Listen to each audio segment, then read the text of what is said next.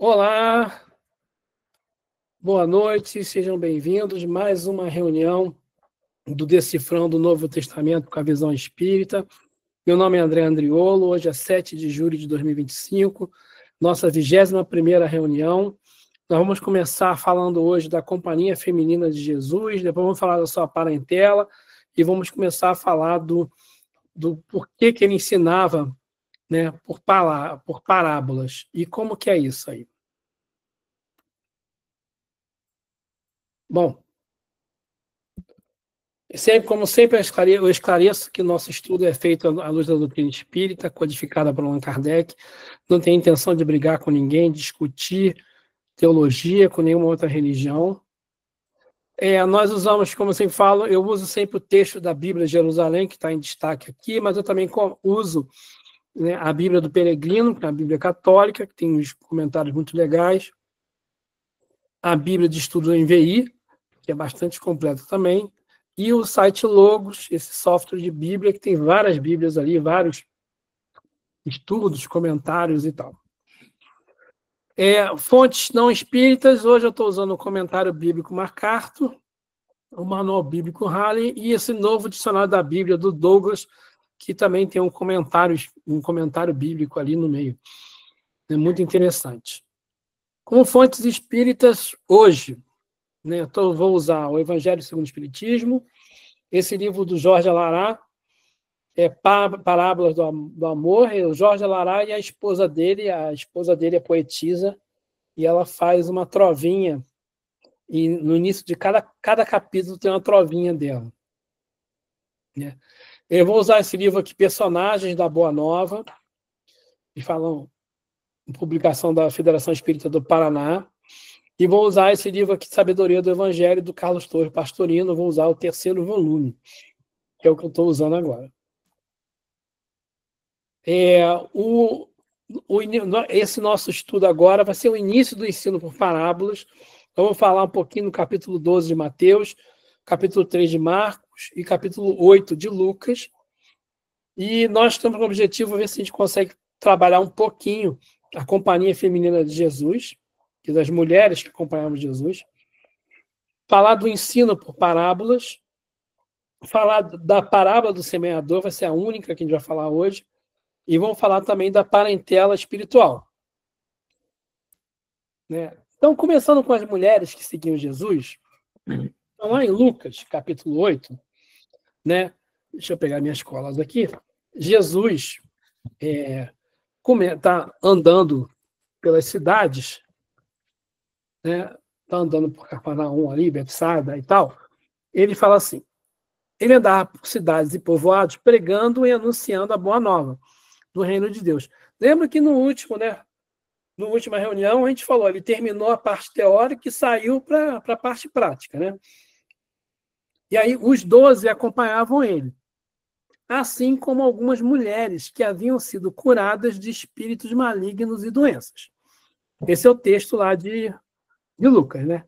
Aí ele fala, Maria, chamada Madalena, da qual haviam saído 7 demônios, Joana, mulher de Cusa, o procurador de Herodes, e Susana, e várias outras que serviam com seus bens. Então, assim, Maria Madalena, né? O pessoal que viu The Chosen, né? A Maria Madalena lá, ela é interpretada, eles colocam um nome chamado Lilith, que seria uma mulher que estaria possuída por vários espíritos, por vários demônios, 7 demônios, que o Nicodemos tenta, isso no The Chosen, tá? Isso não está na Bíblia. No The Chosen tem lá que Nicodemos tenta exorcizar, não consegue, e Jesus vai lá e liberta ela. E foi, de acordo com o The Chosen, foi daí que Nicodemos começa a ficar de orelha em pé, né? E começa a aí descobrir quem é esse tal de Jesus que curou aquela mulher lá que não tinha conseguido curar. Então, essa Maria Madalena. Né? Por que ela também é chamada Maria de Magdala? Por que ela é chamada Maria de Magdala também? Porque ela veio de Magdala, que é o nome da cidade, né? Então, os estudiosos, um dos estudiosos que eu peguei aqui, que está citado aqui nesse livro na apostila do Evangelho Redivivo, ele fala que essa menção do nome dela aparece pela primeira vez aí, né? Mas ela vai aparecer de novo em vários lugares, inclusive é ela que aparece quando Jesus é crucificado. Então, essa Maria Madalena, ela era uma mulher que era, como é que eu vou falar assim, muito próxima de Jesus, né?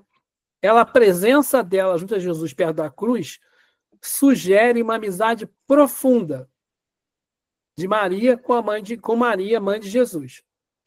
E também, né, depois, as tradições aí, os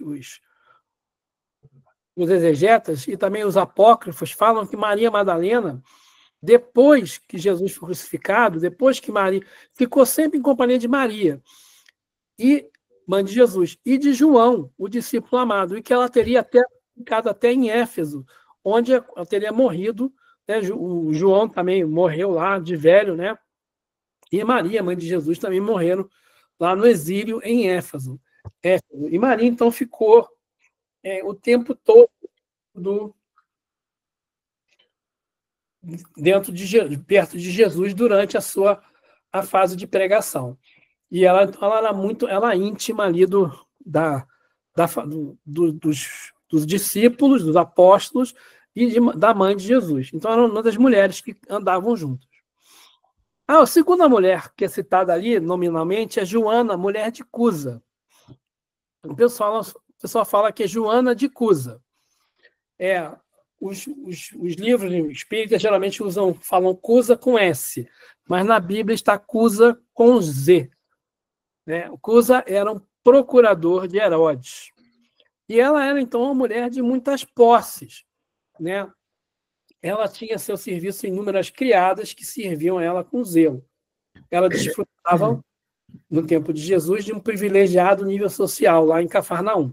Também no seriado do The Chosen, ela aparece, né, como uma mulher rica, né, e ela começa a olhar para Jesus e começa a entender que aquilo que é a verdade, né, que aquilo é importante, e ela começa a doar joias, doar perfume e coisas de valor, né, para Jesus, para os discípulos, para eles poderem financiar o trabalho deles de divulgação da Boa Nova.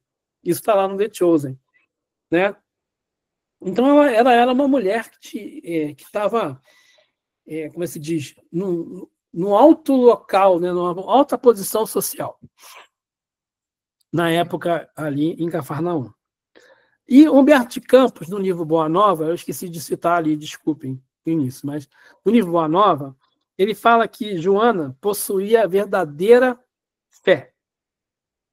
Só que o marido dela não gostava que ela fizesse essas coisas, ela fazia tudo escondido. Né? O Herodes, o procurador de Herodes, ele era malandrão, ele, segundo o Humberto de Campos. O que ele fazia? Ele aceitava as coisas de Roma e aceitava também a religião dos israelitas. Então, ele tinha hora que ele estava lá e dizia que era adorador de Júpiter, e tem hora que ele dizia que servia lá a Deus de Israel. Então, ele não aceitava Jesus, a doutrina de Jesus, que todos os dois, tanto Roma quanto Israel, era contra ele. Então, ela sofria muito. Então, o Humberto de Campos relata que Joana de Cusa chegou para Jesus e falou com ele: não dá, não rola, né? Tá muito difícil. Aí Jesus fala para ela assim: teu esposo não te compreende, alma sensível? Compreender-se-te-á a um dia. É leviano, é indiferente? Ama-o mesmo assim. Não te achas ligadas a ele, não te acharias ligadas a ele se não tivesse para isso uma razão justa. Então Jesus fala que Joana estava com ele por algum motivo de vida passada. Isso segundo Humberto de Campos. Mas Joana de Cusa também, né, a gente sabe, né, pela literatura espírita, através da mediunidade de Valdo, que ela Depois, em outras encarnações, ela acabou sendo a Madre Joana Angélica de Jesus, Joana de Ângeles. Olha só que coisa interessante, né? Joana de Cusa foi essa mulher rica lá que ajudou Jesus, né? Mas entre Joana de Cusa e a Madre Joana Angélica de Jesus, que seria a Joana de Ângeles, a última encarnação de Joana de Ângeles, ela foi uma discípula de Francisco de Assis. Entre 1194 e 1253, ela foi Clara de Assis, que a Igreja Católica chama ela de Santa Clara de Assis. Que? Bota seu Pix aí. Pra quê? Bota seu Pix Não, bota, aí. o som está aberto aí, Cláudia. Então, Santa Clara de Assis, que ficava com Francisco de Assis. Depois dessa encarnação, ela foi Juana Inés de la Cruz, no México. Ela foi Soror. Não sei se é assim que fala, ou Soror, é Soror. Ela nasceu no México em 1651 como Juana de Abarre e Ramírez, de Santiana. Ela filha de um pai basco e mãe indígena. Aos 3 anos de idade já começa a escrever. Com 5 anos de idade já fazia versos, né? E ela conversando com o pai, ela falou que queria ser uma estudiosa, queria trabalhar com livros. E o pai dela falou para ela assim, de brincadeira, olha, o pai dela chamava Dom Manuel, falou assim, só se você se vestir como homem, porque mulher não pode estudar. Então ela pedia para a mãe que a mãe vestisse ela de homem. E ela então começou, né, foi para a capital, com 12 anos de idade, aprendeu latim em 20 aulas e aprendeu português sozinha. E, além disso, ainda falava a língua nativa lá, indígena do México. Então, o marquês lá de Mancera, querendo fazer uma corte brilhante, convidou a menina de 13 anos para ser dama de companhia da mulher. Aí, depois disso, quando o pessoal chegou o vice-rei, foi interrogar ela, que ela se vestia de homem, né? Descobriu que ela era menina, mandou ela para o convento. E aí ela foi para o convento, o único jeito dela continuar estudando, ela ficou no convento das Carmelitas Descalças. Foi para o convento das Carmelitas Descalças aos 16 anos de idade. Sofria, coitada, com a rigidez, ficou doente e voltou para a corte. E aí ela ficou num convento com menos obrigações religiosas, e então ela se tornou a Soror Juana Inés de la Cruz. E aí ela era conhecida como a monja da biblioteca, porque ela estudava muito. E ela morreu quando houve uma invasão lá no convento, os caras resolveram... Desculpa, nada disso. Ela morreu porque teve uma epidemia de peste na região, e ela, então, socorreu as amigas, mas as amigas morreram e depois ela morreu também, doente, aos 44 anos de idade. Depois dessa encarnação no México, em 1761, ela reencarnou como Joana Angélica de Jesus, né? Aos 21 anos entrou no convento da Lapa, como franciscana, né? E lá na Bahia, e ela, no dia 20 de fevereiro de 1822, houve uma invasão por causa invasão dos soldados que eram contra a independência do Brasil, atacaram lá o convento, porque o convento defendia a independência do Brasil. Então ela se colocou à frente de todo mundo, começou a defender o convento sozinha, dando tempo para as outras freiras fugirem. Então ela foi morta ali, né? Nessa situação, foi martirizada nessa situação. Então, todas essas mulheres, né, a Joana de Cusa eu esqueci de falar, ela não morreu em Éfeso não, tranquilamente, não, ela foi queimada, ela foi levada para Roma depois depois que ela ficou um tempo em Éfeso, ela foi levada para Roma e ela foi queimada no Coliseu lá, ou no Circo Máximo, não tenho certeza. E como um dos mártires do cristianismo, os primeiros mártires do cristianismo, né? E os que estão naquela época foram acusados de terem colocado fogo em Roma. E ela foi uma das pessoas martirizadas ali. O filho dela também, né? Foi junto. O filho dela foi junto, e o filho dela não queria que ela se arrependesse. Não. Abjurar Jesus e ela se manteve íntegra e os dois foram queimados. Isso aí.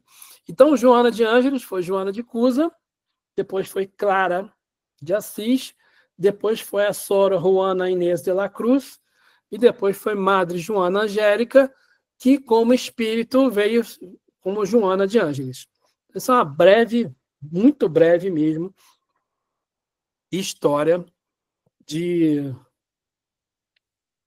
Joana de Ângeles aí, que é uma personagem bíblica nesse caso aí. Joana de Ângeles. Bom, depois, né, Jesus começa a falar, vai falar de parábolas, né? Por que parábolas, né? A parábola, apólogo, fábula, são recursos didáticos que já eram utilizados muito tempo antes de Jesus. A gente, quando estudou, né, o Antigo Testamento, a gente estudou essas parábolas. Essa aqui, em particular, né, Isaías, capítulo 5, versículo de 1 a 6. Né, o Cântico da Vinha. Né? E aí, o que ele fala? Né? O que é esse Cântico da Vinha? Cantarei ao meu amado o cântico do meu amigo para sua vinha. Meu amado tinha uma vinha numa encosta fértil. Ele cavou, removeu as pedras e plantou nela uma vinha de uvas vermelhas. No meio dela construiu uma torre e cavou um lago. Com isso esperava que se produzissem uvas boas, mas só produziram uvas azedas. Agora, os moradores de Jerusalém, os homens de Judá, sede juízes entre mim e minha vinha. O que me restava ainda fazer a minha vinha que não tinha feito? Porque quando esperava que delas viessem uvas boas, veio apenas uvas azedas. E agora, vos farei saber o que farei da minha vinha. Arrancarei a cerca para que sirva de pasto, derrubarei o muro para que sirva de pisada. Reduzi-la-ei a matagal, não será mais podada nem cavada. Pois bem, a vinha de Yahvé é a casa de Israel, e os homens de Judá são sua plantação preciosa. Deles esperava o direito, mas o que produziram foi transgressão. Esperava a justiça, mas o que apareceu foram gritos de desespero. Então, Isaías já trazia, né? Era uma parábola, comparando Israel, né, à vinha. A vinha de Israel, né, isso é uma coisa que a gente viu no Antigo Testamento. A vinha do Senhor é o povo de Israel. Isso é uma coisa interessante, né? É o povo escolhido. O que tem lá no Prolegômenos, né, no Livro dos Espíritos? Na primeira página do Livro dos Espíritos, tem um desenho de uma cepa, né, de um pedaço, de um ramo de uma parreira de uvas. Né? Por quê? O povo escolhido somos nós. Nós é que fomos escolhidos para trazer a verdade. Né? Que Jesus escolheu para trazer a verdade, a terceira revelação. Então, agora, nós é que somos a vinha do Senhor. Que o Antigo Testamento fala o tempo todo. E nós é que somos a vinha do Senhor. E nós é que temos que dar um bom fruto, né? Bom, vamos ler outra aqui. Natã era o profeta que ficava com um rei Davi. O rei Davi, vocês sabem, como é que é a história do rei Davi? Né? O rei Davi já era rei lá, ele já tinha lá o castelo, o palácio dele, e ele viu uma moça muito bonita tomando banho. Lá do quarto dele, ele viu a moça tomando banho, se apaixonou por ela. E aí ele conversou com ela se apaixonou por ele, o cara era rei, né? E aí ela ficou com ele, mas ela era casada. Aí o que ele faz? Ela era casada com um general dele, com um amigo dele. Ele pega, manda esse general para a guerra, para uma missão suicida. Né? E aí ele morre. Ele morre, e aí Davi vai e pega, casa com a mulher do viúvo, né? A viúva, casa com a viúva, para dar as aparências. Natan sabia disso e falou com Davi, ó, vai se dar mal. E depois acontece um monte de coisa errada lá com Davi. Mas aí como é que o Natan fala para ele assim? Havia 2 homens na mesma cidade, um rico e outro pobre. O rico possuía ovelhas e vacas em grande número. O pobre não tinha nada, senão uma ovelha. Só uma pequena ovelha que ele havia comprado. Ele ia criá-la, e ela cresceu com ele e com os seus filhos, comendo do seu pão, batendo na sua taça, dormindo no seu colo. Era como se fosse sua filha. Um hóspede veio à casa do homem rico, que não quis tirar uma de suas ovelhas ou de suas vacas para servir ao viajante que o visitava. Ele tomou a ovelha do homem pobre e preparou para sua visita. Quer dizer, o homem rico tinha um monte de dividir a ovelha e o pobre só tinha uma. Só que chegou um visitante na casa do homem rico, ele foi lá e tomou a única ovelha do homem pobre. Aí o Davi se encolerizou com esse homem e falou com Natan: pela vida de Yahvé, quem fez isso é digno de morte. E aí Natan fala: o que você fez foi a mesma coisa. Você podia ter todas as mulheres do mundo que você quisesse, qualquer uma, mas a que você quis foi aquela do teu amigo e tu arrumou um jeito de matar ele. E aí, né, o Natan avisa: na tua própria casa farei surgir a desgraça contra ti. Né? E aí a história se desenvolve aí em cima disso. Tem outras, em Ezequiel capítulo 19, capítulo 23, tem um monte de parábolas no Antigo Testamento. Né? Mas como é que Jesus fazia? Uma coisa interessante. Jesus, a gente quando começa a estudar as parábolas, a gente vai perceber que Jesus ele adequava, ele não trazia as parábolas prontas de casa.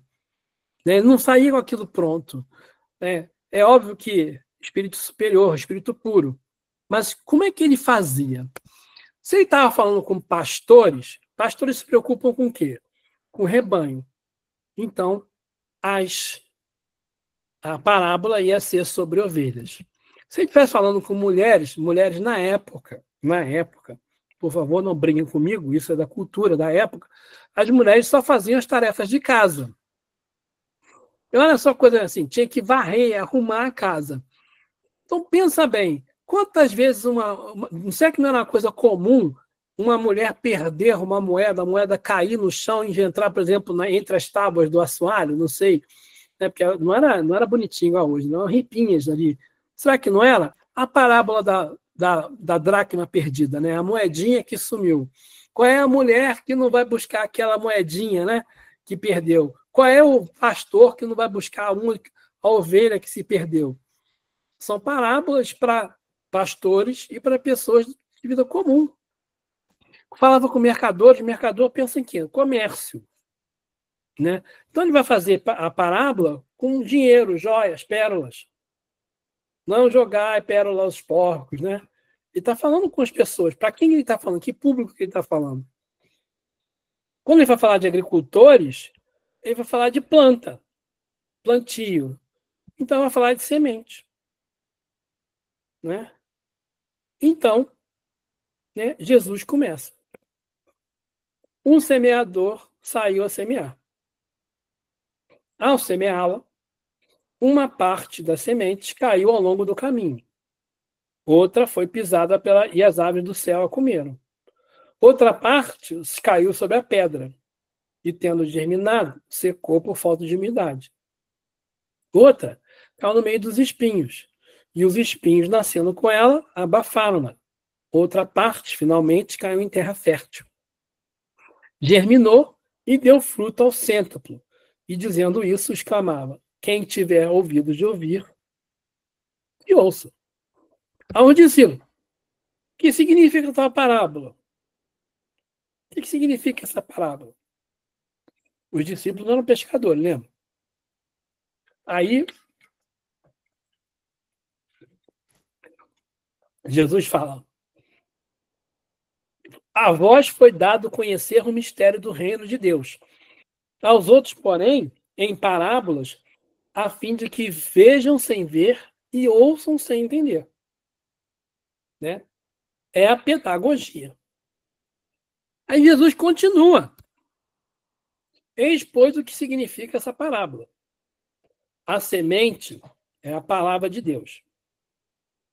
Os que estão ao longo do caminho são os que ouvem, mas depois vem o diabo arrebatá-los a palavra do coração, para que não creiam e não sejam salvos.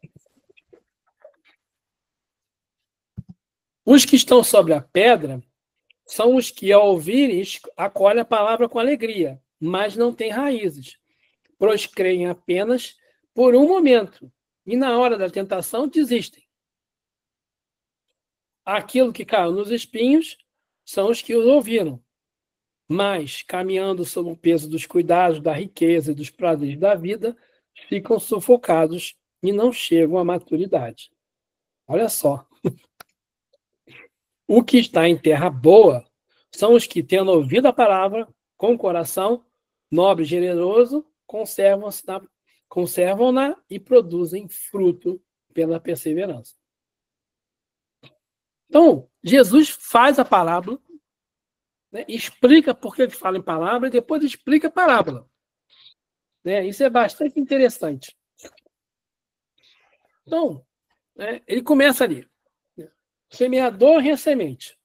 Quem que é o semeador nessa palavra? Jesus fala que é a palavra, né? O semeador ali é Jesus, né? Jesus é o grande semeador. Ele está aqui na terra semeando. E a semente? A semente é a palavra de Deus.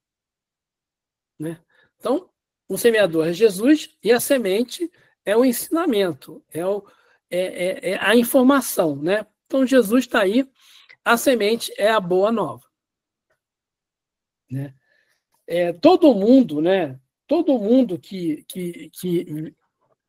vê a mensagem de Jesus, eu não conheço ninguém que tenha dito assim, o que está escrito aí não presta. Eu não sei vocês já perceberam isso? Alguém já falou? O que está na Bíblia não presta? Pode ser assim, não acredita em Deus, não acredita em nada, mas ninguém fala que o que está ali é ruim. Pode usar o que está ali de maneira deturpada, né? Pode fazer um monte de coisa. Aliás, está dentro da parábola do semeador, né? Mas tudo que está ali, né? Todo mundo diz que é bom. Então e Jesus está falando assim, é só uma semente. O ensinamento da Boa Nova é só uma semente, não é tudo. Não está tudo ali. Então, ele fala assim, o semeador jogando a semente em 4 solos diferentes. O primeiro solo, né, é a beira do caminho, né, o solo à beira do caminho. Então, assim, a semente que cai, o que é a beira do caminho? Né? É aquela pessoa que vê a informação, vê aquele ensinamento e não liga. Né? Jesus, como é que Jesus fala? Vou pegar aqui a cola de Jesus. Os que estão ao longo do caminho são os que ouvem, mas depois vem o diabo a arrebatar-lhes a palavra do coração, para que não creiam, não sejam salvos. A semente que cai à beira do caminho é aquela semente que todo mundo pode receber. A gente vê um monte de coisa. Hoje, eu estava até conversando isso com a minha esposa, com a Flávia, né, essa discussão sobre informação na internet, que o pessoal mais jovem gosta de coisa rápida, que ninguém quer coisa mais profunda, que, né, é tudo muito rápido. E aí, o que os espiritismos têm que fazer é começar a soltar essas pérolas, né? São coisas rápidas na internet para chamar a atenção das pessoas. São sementes que vão cair em solo à beira do caminho. Desculpa, mas não tem profundidade nenhuma. Saber frasezinhas, frases bonitas, né? Compra aqueles livrinhos de frases, de pensamentos. Se ler aquilo e não meditar sobre aquilo, é semente que cai na beira do caminho. é muito bonito, sai dali e pronto, faz um monte de besteira. Né? O solo pedregoso, né? O que Jesus fala do solo pedregoso? Né? São os que ouvirem, acolhem a palavra com alegria, mas não tem raiz. Quantas vezes a gente ouve isso aí também, até no centro espírita, a Ivana, estou vendo o rostinho dela ali, eu só está até rindo. Né? As pessoas assim, super empolgadas, adorei, não sei o quê, eu quero estudar, quero entrar na turma, não estou falando mal de ninguém não, tá? Quero entrar na turma, a pessoa vem, tal, começa a estudar, daqui a pouco é fogo de palha, vai embora. Por quê? A pessoa acha legal, mas depois na hora que qualquer coisinha que aparece, tira você do trabalho. Isso é assim, a gente começa turma de estudo. Vamos começar a turma de estudo sistematizado da doutrina espírita lá no Allan Kardec. Tem 17 pessoas inscritas. Vai começar no primeiro dia só vão 15. Né? No final do primeiro mês já vai ter uns 12. Depois de 6 meses, se tiver 10, tá bom. Porque a gente sabe. Porque é muito difícil a gente começar a receber essas informações de alto nível e reter. E tem coisa que é chata. É chato, mas tem que ter. Né? A filosofia. Outro dia eu estava lendo, peguei um livro, A Filosofia Hermética. O que é uma coisa hermética? É uma coisa fechada. É uma coisa que fica ali. Ela lá até falou isso outro dia ali, por acaso, eu não estou falando isso por causa dele, não. Estou vendo que a Ivana até que postou esse vídeo. Mas a filosofia hermética é uma coisa fechada, que só algumas pessoas ficam ver. Mas também não é fechada porque é proibido, não. Porque tinha muito poucas pessoas que queriam se qualificar para entender aquilo. Porque a gente não vai conseguir entender a filosofia, né? Filosofia Pitágoras, filosofia, né, de Nietzsche, filosofia, esses caras são isso, são aquilo, tu fala sem saber. Né? As pessoas falam o Capital de Karl Marx. Quem lê isso aí isso é aquilo. Você leu? Nem conseguir ler aquele livro consegue ler, porque é um livro dificílimo de ler. Né? A maioria das pessoas que falam mal do livro nunca leram o livro. Né? Ouviram falar. Então a gente fala das coisas, né, sem saber, porque é difícil penetrar no negócio. Né? Lê Maquiavel. Então a gente precisa ler isso. Lê Allan Kardec, né? Lê o Livro dos Espíritos. É muito complicado. Lê a Gênese de Kardec, é muito complicado. Lê O Problema do Ser do Destino da Dor de Leon Denis. Esse livro é um português ruim. Então a gente precisa disso. Quando a gente não se aprofunda, né, fica só na superfície, só fica sabendo que a gente morre, vai para o plano espiritual, as coisas erradas que a gente fez, a gente vai ter que voltar e vai ter que pagar. Pronto, acabou. É isso? É assim? É raso assim? Né? Aí a gente fica vendo aí as pessoas falando essas coisas todas que a gente ouve falar aí, que não é espiritismo, né? Isso aí é misticismo.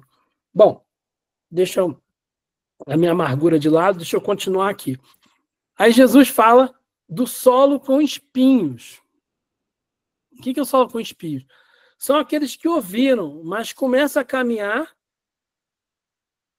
elas entenderam, mas só que, né, o peso, Jesus fala assim, o peso da riqueza e os prazeres da vida. Olha só, né? A gente... não é só os prazeres da vida, eu fico pensando assim, o jovem não fica na casa espírita. Mas eu acho normal, porque, imagina, você está lá na casa espírita, tudo bem, você vai fazer um vestibular, entra para uma faculdade. Ou não faz vestibular, está lá 30 anos, é a época de vencer na vida, 25 anos é a época de você fazer alguma coisa. Aí tem que trabalhar, vai constituir família. Esses espinhos atrapalham a gente. Mas pode voltar. Pode voltar. Porque se por baixo daquilo for solo fértil, né? Polo fértil, porque o que é o solo fértil? É aquela pessoa que teve aprendizado espiritual. É aquela pessoa que conseguiu pegar ali, né? Por exemplo, o jovem, né? Muitos jovens, lá no Kardec nós temos isso, as pessoas que fizeram a juventude, Espíritas saíram, foram fazer a vida, quando a vida deu uma estabilizada, voltam. E essas pessoas voltam e ficam lá. Não são todos. Tem uma peneira aí, é claro, mas essas pessoas tiveram solo fértil e vão ficando, e vão ficando. E aí vão virando ali trabalhadores, as pessoas que se dedicam ao espiritismo. Né? Nós, por exemplo, eu, Ivana, Maria Luísa, somos pessoas, Clarice, né? Somos pessoas que aprendemos, todos nós tivemos na nossa vida vários espinhos na nossa vida, todos nós, e a gente continua trabalhando. Cláudia, né? Wanda, todo mundo está aí, Vera, João, né? Todo mundo faz isso aí. Então, assim, a primeira parábola de Jesus, que Jesus coloca, ele já começa a falar, ó, tu vai estudar, vai ficar aqui, já sabe que vai dar problema, tem problema, né? Vai precisar de dedicação. Aí, desculpa, continua assim. O texto continua agora estou em Marcos, voltando para Marcos, porque esse mesmo assunto também está lá em Marcos, tá? A mesma parábola está em Marcos. Chegaram, então, sua mãe e seus irmãos, e ficando lá de fora, mandaram chamá-lo. E havia uma multidão sentada em torno dele. E disseram, eis que tua mãe, teus irmãos e teus irmãos estão lá fora e te procuram. Pausa. Quem eram os irmãos de Jesus? Então, vamos lá. Em Marcos, capítulo 6, versículo 3, está lá. Alguém fala lá, não é esse aí o carpinteiro, filho de Maria, irmão de Tiago, José, Judas e Simão? E as suas irmãs não estão aqui entre nós? Filhos mais novos de José e Maria. Quer dizer, depois que Jesus nasceu, Maria e José podem ter coabitado como marido e mulher, podem ter tido mais filhos. A segunda opção, filho de José com uma esposa anterior. Eu tinha até confundido, né? José pode ter tido uma esposa antes de Jesus. E o que acontece? Naquela época, a visão de irmão era diferente. Eles tinham aquela visão ainda de tribo, né? Todo mundo que é da tribo de Levi, da tribo de Benjamim, né? As tribos, quem viera da tribo era tudo parente. E aquelas pessoas que eram da mesma família, assim, eram os primos, vamos falar assim, eram também chamados de irmãos.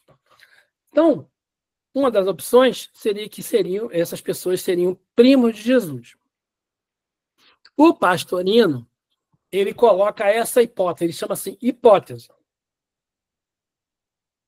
Hipótese de Pastorino, eu estou pegando o que Pastorino falou, estou colocando aqui. Esta mesma, lembrando que, voltando para cá, né, existem essas 3 teorias principais aí que estão rolando por aí. Maria e José tiveram outros filhos depois de Jesus, filhos mais novos que Jesus, irmão mais novo. José pode ter tido filho com outra esposa, antes de casar com Maria, e os primos de Jesus. O que a gente vê, por exemplo, quando você estuda o pessoal do estudo o pessoal que segue a reforma, logo depois da reforma protestante, os protestantes, eles acham que é supernatural que Maria tenha tido filhos com José depois de Jesus.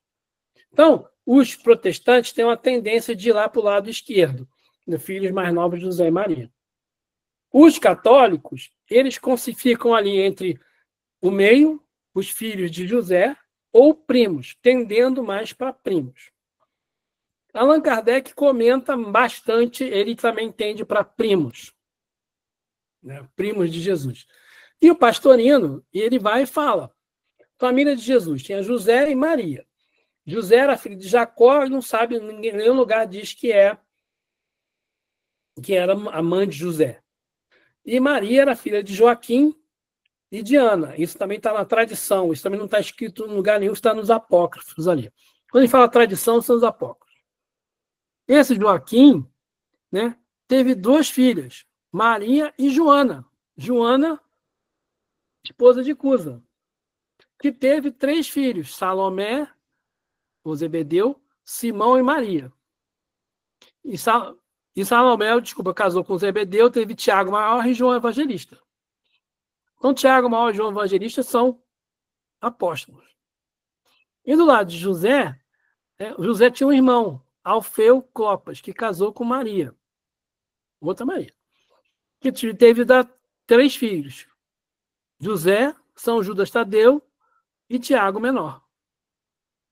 Então, todo mundo aqui era primo de Jesus.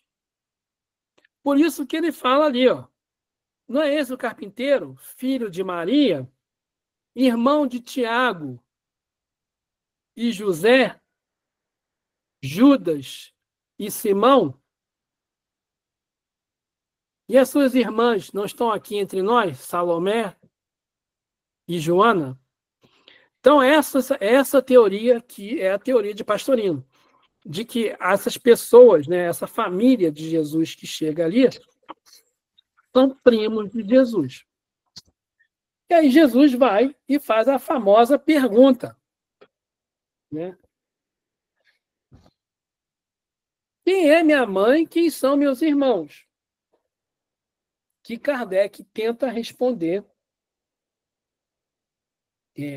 no capítulo, no Evangelho segundo o Espiritismo, no capítulo 14, no item 8, parentela corporal e parentela espiritual. E aí Jesus, né, fala assim, e repassando com o olhar os que estavam sentados ao seu redor, disse, eis a minha mãe e os meus irmãos. Quem fizer a vontade de Deus, esse é meu irmão e minha mãe.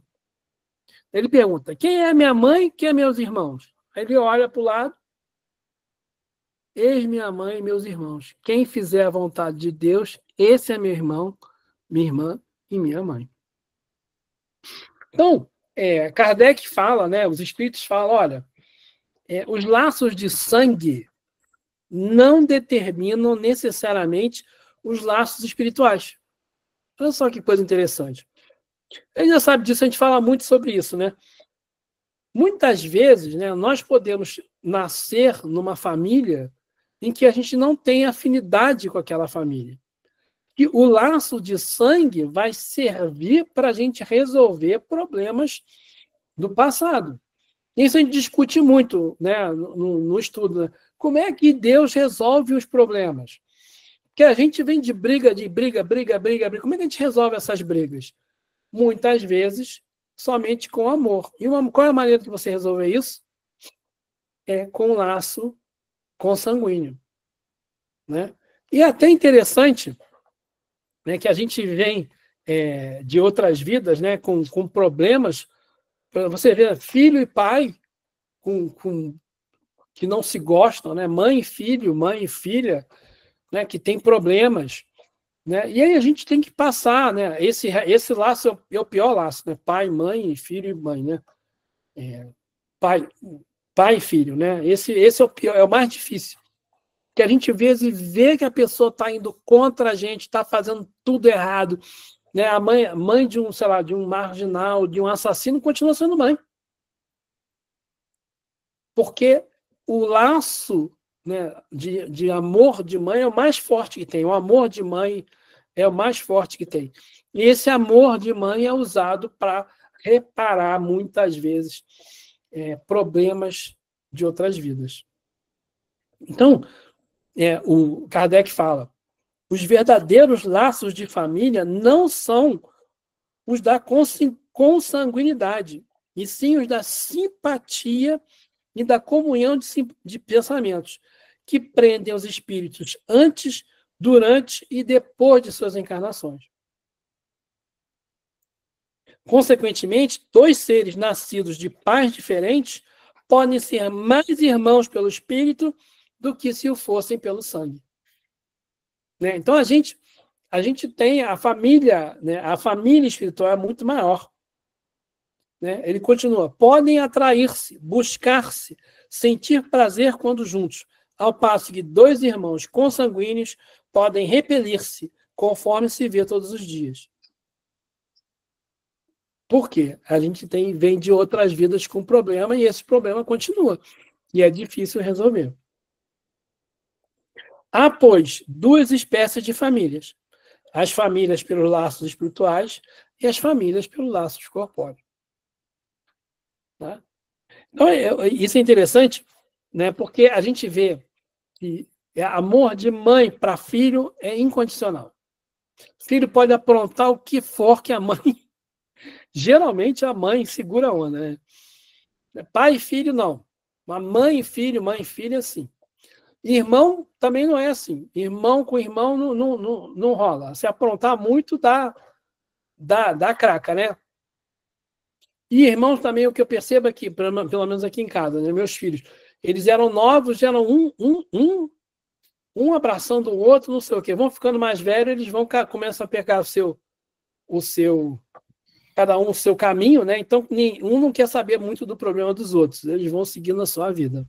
Também é tudo filho homem, né? Homem é complicado. E aí, por isso que Jesus fala, aqui estão minha mãe e meus irmãos. Por quê? A família espiritual. Pois todo aquele que faz a vontade de Deus, do meu Pai, que está nos céus, é meu irmão, minha mãe e minha irmã. Então, né, ele está falando dos dois tipos de família, dos laços de sangue e dos laços espirituais, que é o que acontece na nossa vida, né? Todos nós temos muitos problemas. Todo mundo, pelo menos que eu conheço, tem problema de família, né? Todo mundo tem alguém na família que não dá certo, que dá problema. E lá no centro a gente ouve, as pessoas às vezes se sentem super culpadas, mas a gente não pode resolver o problema dos outros. Eu tenho que resolver a minha vida. E eu tenho a minha tarefa, né? E a minha mãe tinha responsabilidade. E outra coisa também, né? Minha mãe está aí assistindo. Minha mãe tinha responsabilidade comigo até um certo ponto. Depois de um certo ponto, eu estou sozinho. Né? Aí até inverte, né? Eu que tenho que ter uma responsabilidade com a minha mãe. É o contrário. Porque a gente tem que andar, né? Então, assim, a minha mãe, até eu sair de casa para a faculdade, eu acho que já era ela. Depois disso é comigo, não tem jeito. O que ela vai fazer? Né? Agora, eu ficando mais velho, agora eu tenho uma responsabilidade com a minha mãe. Pronto. Né? E é assim que funciona. Agora, a minha responsabilidade agora é com a minha família que eu constituí, minha esposa e meus filhos. Meus filhos chegaram num certo ponto da vida. Então, a minha responsabilidade não é tão grande assim. Não abandona, mas não é tão grande assim. Mas mãe é mãe, né? A Flávia fica preocupada. Minha mãe fica preocupada comigo, preocupada com a minha irmã. Então, a gente vai... O que é isso? São os laços de sangue reforçando os laços espirituais. Porque o laço de mãe e filho fica depois que desencarna. Laço de mãe e filho, mãe e filha, permanece. Os outros laços podem ser mais frouxos, mas esses permanecem. E esses laços então, vai agregando na sua família espiritual. A gente vai vendo também, né, André, que nossas próprias leis, elas foram mudando também nesse aspecto, né? Antigamente, uma pessoa criava uma criança, por exemplo, né? Aí depois aparecia o pai e a mãe, depois que a criança está grande, né, criada, né, criou como filho, educou, aí o pai e a mãe vinham e falavam, não, o filho é meu. Adotado, e a lei... Adota uma criança... não, às vezes nem adotava, às vezes criava mesmo, né? E o que prevalecia pela lei eram os laços de consanguinidade. E, às vezes a pessoa criou e educou aquela criança a vida toda, durante muitos anos, e perdia para o pai e para a mãe, que nunca ligou por conta dos laços de consanguinidade. Hoje a lei mudou, né? Hoje prevalece, né, primeiramente, os laços de afetividade, né? Então, é levado em conta, né, de forma legal mesmo, né, juridicamente falando. Então, a gente vê que vai avançando, né? A gente vai vendo as leis divinas e as nossas leis acabam também acompanhando essas diretrizes, né? Isso aí. E a gente vê, né, obviamente, né, na minha família, né, aqui em casa, minha família, quando eu digo aqui em casa, né, a Flávia fica preocupada com os filhos. Né? Não, poxa, não sei isso, aquilo outro, fulano, né, o neném, né, a netinha. Você fica preocupado com a tua filha, né? Com né? certeza. Mas ela não tem que resolver sozinha muita Não, coisa? tem fases, coisas agora que a experiência de vida é deles, não é mais nossa. É Exatamente. igual a gente, não é? A gente, uma hora, nós pegamos o nosso caminho e fomos em frente. Não adiantava o pai falar, a mãe falar, nós íamos seguir com a nossa vida, porque chega um momento que a gente tem que seguir o nosso caminho.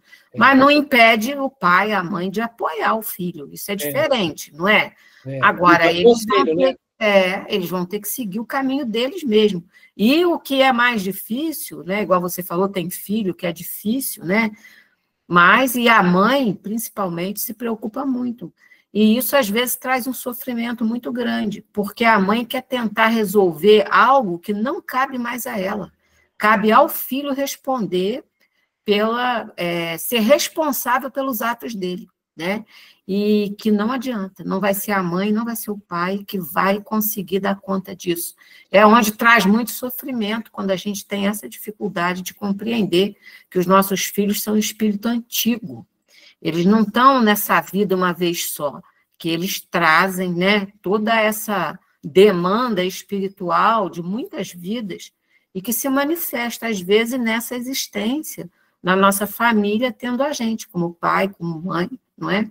Mas aí é para ele resolver, né? Não vai ser a gente. A mesma coisa, o irmão também, né? Ou qualquer outro parente. Ou qualquer outro. Às vezes a gente tem... A maneira da gente ajudar é não ajudando. Às vezes... As pessoas querem que você resolva tudo para ela e ela está sempre sendo protegida, ela vai sempre fazendo de novo, errando de novo, e vai fazendo... A gente precisa quebrar a cara. Né? Eu tenho certeza que algumas vezes na minha vida eu quebrei a cara e meu pai falou para mim assim, eu não te falei, mas tu quis fazer isso, problema teu. E eu quebrei a cara. Isso são experiências que a gente tem que viver. Exatamente, a gente não adianta isso. Não é do outro, né? Nossa. Exatamente, cada um com a sua experiência. Então, gente, chegamos ao fim de nossa reunião de hoje, e aí vocês repararam ali, eu sempre coloco a vinha, né, a cepa, aqui, né? Porque se você pensar que se a vinha é o povo escolhido, né? E nós, né, nossa família pode ser essa vinha aqui, e cada um de nós é sei lá, uma penca dessa. Ou se a gente pensar que a nossa família é toda, né, a penca, todo cacho, né? Vou falar assim, todo cacho de uva, e cada uva dessa somos um de nós, né? Nós todos estamos na vinha do Senhor, né? Os espíritas, o povo escolhido, na verdade não são os espíritas, os cristãos, né? Essa é a simbologia da vinha, né? O povo escolhido de Deus é o povo cristão, é o povo que segue o Cristo. Ah, só os cristãos? Então não. Todo mundo que já descobriu que nós precisamos evoluir, nos tornarmos moralmente melhores, que a gente precisa se comportar de maneira ética e moral, já entendeu que nós somos o povo de Deus. Quem é o povo de Deus? Toda a humanidade. Todo mundo. Todo mundo tem o mesmo objetivo, de evoluir, de chegar, né, na perfeição. É o nosso caminho. Né? A vinha do Senhor é a humanidade inteira. Não é só o povo de Israel. Porque na primeira revelação, né, Moisés trouxe a revelação para o povo de Israel. Então a vinha do Senhor era o povo de Israel. Quando Jesus veio, né, ele anunciou para todo mundo, e Paulo, né, divulgou para todo mundo, a vinha do Senhor é o mundo inteiro. Mas não é só para os cristãos, é para todas as religiões, para o pessoal do Islã, para o pessoal dos hindus, né, para o pessoal lá do Japão, para todas as religiões, todo mundo. Hare Krishna, os protestantes, os não cristãos, os ateus, todo mundo. A vinha do Senhor é a humanidade inteira. E a gente vai passando por essas experiências todas aí. A gente hoje é espírita, mas provavelmente a gente viveu em muitos desses outros segmentos, né? Em outras... Aprendemos outras... Porque no fundo, né? O Ella Rai fala isso. é a mesma religião, no fundo, né? Todo mundo veio dessas raízes, e cada um foi assimilando alguma coisa até a gente chegar onde a gente está hoje. Só que não interessa se a pessoa é católica, se ela é protestante, se ela é evangélica, não interessa. Seguir, ser aquela semente que vai dar bons frutos, é um processo difícil da gente ver. Por isso que Jesus fala da semente, eu acho que é uma das parábolas que eu mais gosto. Porque na semente tem algo ali, né? Uma semente é pequenininha, mas dentro da semente tem uma árvore que pode vir, que pode florir, né? Também pode definhar ao longo do caminho, e vai continuar, a gente vai continuar semeando, a gente vai continuar buscando esse caminho espiritual. É igual o André falou, ele deu o exemplo aí de um grupo que começa a estudar, começa com 20, começa com 30, daqui a pouco vai, mas por quê?